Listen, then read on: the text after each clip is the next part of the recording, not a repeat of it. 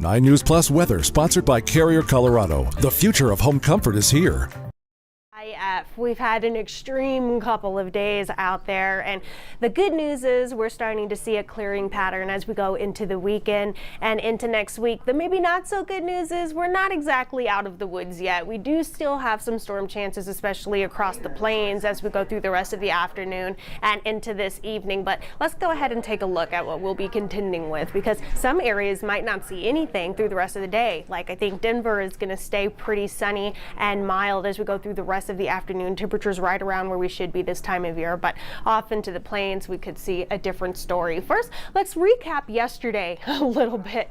We got another round of severe weather that pushed right through the Denver metro area, of course with that EF1 tornado in Highlands Ranch, but we also got some pretty destructive hail across the area as well. Indian Hills reporting 2.5-inch hail, 2-inch hail in Morrison and Columbine, 1 3/4 inch hail in Evergreen, Sheridan, Aurora, Elizabeth, 1 inch hail reported in Littleton, 1 1/4 in Parker, and then 1 inch hail reported in Kin Carroll, Castle Pines, and Highlands Ranch. So as we know, Highlands Ranch got the tornado, but they also got some 1-inch hail with it, and of course those heavy downpours, strong winds even outside of where that tornado hit. We just had some more extreme weather yesterday. Now as we go into the afternoon today, we do have a slight and marginal risk for severe weather across the plains, but the front range is likely going to stay pretty dry and seasonal. Right now at DIA we're 77 degrees, sunny skies, winds coming in from the east-northeast at around 12 miles per hour. Temperatures across the front range and eastern plains right around where we should be this time of year, middle to upper 70s, lower 80s. We're even seeing some 90s across the southeastern corner of Colorado, 93 in Lamar, 90 in Trinidad and Springfield. The high country looking good in the upper 60s to lower to middle 70s, and then we're seeing those middle to upper 80s out west. We're going to keep an eye out for the strong winds across the western half of the state, where we do have a couple of wind alerts. Right now we're seeing those winds gusting above 40 miles per hour in some areas, 46 mile per hour wind gusts in Meeker, 41 mile per hour wind gusts in Eagle and down in Alamosa. So we're going to continue to watch for the stronger winds out west. It's going to be pretty breezy across the front range, and then we have those storm chances across the eastern plains. Off to the west with those wind alerts, we have a wind advisory in effect until 8 o'clock. That's mostly going to be central and northern portions of the western slope, these winds gusting around 50 miles per hour, and then central and southern portions of the western slope, those strong winds are going to be paired with very dry air. So we do have red flag warnings in effect until 8 o'clock as well. This is where we're going to watch for relative humidity to be around 5 to 12%. So that's very dry. You do want to watch for that increased fire weather danger through the rest of the afternoon and into this evening. Now taking a look at our HD Doppler radar, nice and quiet for now across Colorado. Again, we are going to watch for some storm chances across the plains, but you can see we're enjoying some calm in between weather at the moment. As for those storms across the plains, again, we have a slight and marginal risk for severe weather today. The northeastern and southeastern corners in the slight risk, and then the central portions of the plains in that marginal risk. And you can see some of this risk even pushes its way into northern portions of the urban corridor through around Fort Collins or so. So we're going to watch for the possibility for another round of strong storms out east.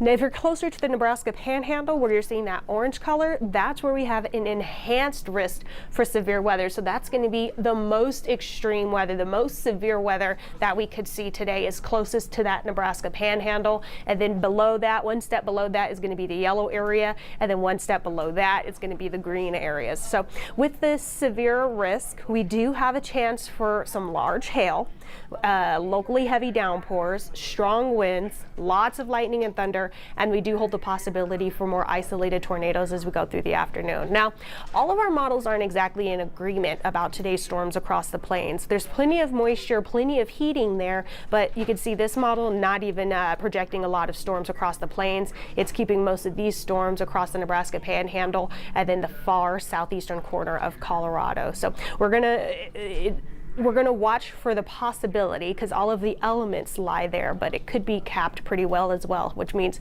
that we might not see anything also. So this is something we are going to have to monitor as we go through the rest of the afternoon.